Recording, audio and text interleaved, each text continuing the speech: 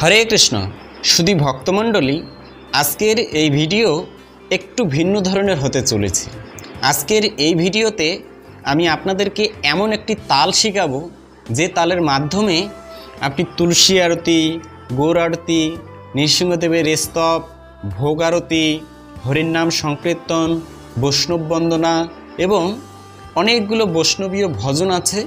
সেই ভজনগুলো আপনি একটি তালের মাধ্যমে বাজাতে পারবেন।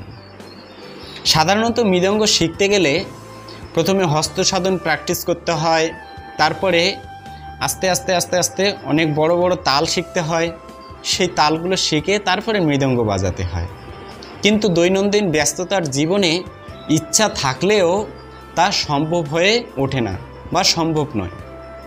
কিন্তু দৈনন্দিন নিত্যকর্ম চালাতে গেলে বাড়িতে কীর্তন করার প্রয়োজন হয়, আর মৃদঙ্গ বাজানোরও কেউ থাকে না। তাই নিজেকেই শিখতে হবে, নিজেকেই বাজাতে হবে, নিজেকেই কীর্তন করতে হবে।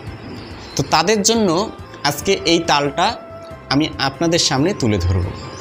আমি বলছি না যে পুরো মৃদঙ্গ শেখার দরকার নেই। কেউ যদি পুরোভাবে শিখতে চায় শিখতে পারে, কোনো সমস্যা নেই, খুব ভালো, খুব সুন্দরভাবে বাজাতে পারবে। কিন্তু যাদের ইচ্ছা থাকলেও উপায় নেই, আবার নিত্যকর্ম চালাতে হবে, তাদের জন্য আজকে এই ভিডিও।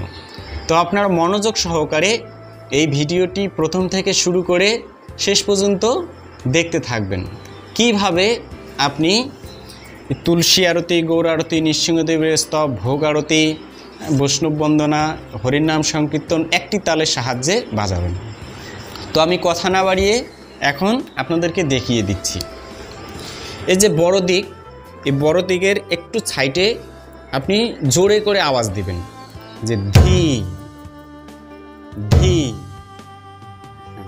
তারপরে ছোট দিকে না না, এক আঙ্গুল দিয়ে না, ছাড়া আওয়াজ হবে না।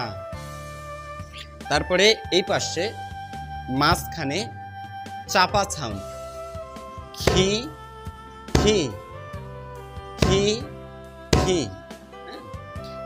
তো ধি না খি খি। এই যে খি, এই খিয়ের অর্ধেক, মানে খি একটু বেশি সাউন্ড, কিন্তু সেই সাউন্ডের থেকে হালকা, মানে অর্ধেক সাউন্ড করলে আস্তে, মানে আস্তে, সেটাকে বলা হয় ক ক। ধি খি খি আর হচ্ছে ক ক, মানে খিয়ের অর্ধেক। তো যখন আপনি এটা বাজাবেন, এই তাল হচ্ছে 4 মাত্রা তাল, কাহারবা তাল। এই তালটি আপনি ধি না খি খি আর ক, এই 4টি শব্দ দ্বারা গঠিত।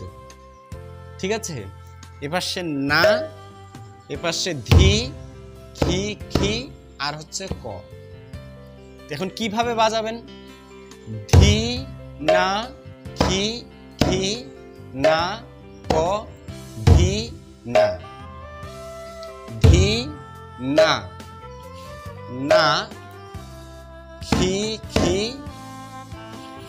না না ক, ধি না। ঠিক আছে? তাহলে এটা এখন যখন আপনি চালু করে বাজাবেন, মানে কীর্তনের সাথে বাজাবেন, তখন কিভাবে বাজাতে হবে? ধি না খি খি না ক, ধি না, ধি না খি খি না ক, ধি না, ধি না খি খি না ক, ধি না, ধি না খি খি না ক, ধি না। এখন আপনার মনে প্রশ্ন হতে পারে, তাহলে একটা বাজনা দিয়ে কিভাবে আমি সবগুলো কীর্তনে বাজাবো? তো আমি সেটাও দেখিয়ে দিচ্ছি। প্রথমে তুলসী আরতি। ঠিক আছে? নমো নমো তুলসী কৃষ্ণ প্রেয়সী, নমো নমো তুলসী কৃষ্ণ প্রেয়সী, নমো নমো। ঠিক আছে? এটা গেল তুলসী আরতি। তারপরে হচ্ছে গৌর আরতি। জয় জয় গোরা চাঁদে আরতি কোশোভা জাহান্নবী তটবনে জগমনলোভা। গৌরারতি নৃসিংহদেবের স্তব। নমস্তে নরসিংহায় প্রহ্লাদদায়িনে হিরণ্যকশিপুর্বক্ষঃ শিলটঙ্খনখলয়ে। নৃসিংহদেবের স্তব। এবার ভোগ আরতি। ভজ ভকত বৎসল শ্রী গৌর হরি ধিনা খিখি নাকো ধিনা ধিনা খিখি নাকো ধিন ধিনা খিখি নাকো ধিনা ধিনা খিখি নাকো ধিনা। ভজ ভকত বৎসল শ্রী গৌর হরি। ঠিক আছে, তারপরে হরিনাম সংকীর্তন কিভাবে বাজাবেন? হরে কৃষ্ণ কৃষ্ণ কৃষ্ণ হরে হরে হরে রাম রাম রাম হরে হরে। তারপরে হরে কৃষ্ণ কৃষ্ণ কৃষ্ণ হরে হরে হরে রাম রাম রাম হরে হরে। ঠিক আছে, তারপরে বৈষ্ণব বন্দনা। এবার করুণা করো বৈষ্ণব গোসাই পতিত পাবন তোমা বিনে কেহ নাই। ধিনা খিখি নাকো ধিনা ধিনা খিখি নাকো ধিনা ধিনা খিখি নাকো ধিনা ধিনা খিখি নাকো ধিনা। ঠিক আছে, তো আবার প্রশ্ন হতে পারে যেগুলো তো আরতি ছিল, হরিনাম সংকীর্তন ছিল, বৈষ্ণব বন্দনা ছিল, ভজন কীর্তন কিভাবে বাজাবো? ভজন কীর্তন দুই একটা দেখিয়ে দিচ্ছি। ভজ হরে মন শ্রীনন্দ নন্দন অভয় চরণর বৃন্দরে দুর্লভ মানব জনম সৎসঙ্গে তর হয়ে ভব সিন্ধুরে। ঠিক আছে, তো এভাবে আপনি বাজাতে পারবেন।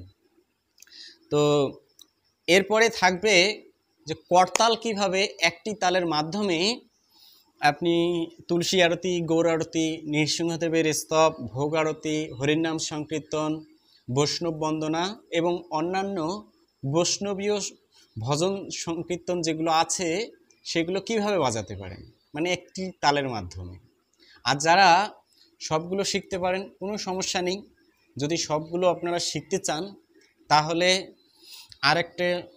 আরেকটা চ্যানেল আছে যেখানে ভজন কীর্তন এবং যন্ত্রসঙ্গীত নিয়ে আমি সেখানে পারফরমেন্স করে থাকি। তো যদি মৃদঙ্গ, হারমোনিয়াম, করতাল এবং অন্যান্য যন্ত্রসঙ্গীত শেখার ইচ্ছা থাকে আপনারা সেই চ্যানেলটি সাবস্ক্রাইব করতে পারেন।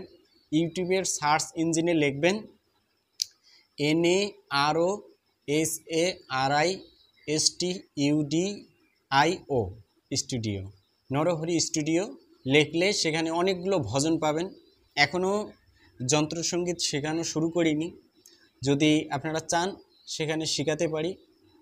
তো এই চ্যানেলের যারা ভক্তবৃন্দ আছেন তাদের জন্য এই দুটো ভিডিও খুব দরকার, বিশেষ করে বাড়িতে নিজে নিজে কীর্তন করার জন্য এটা দরকার।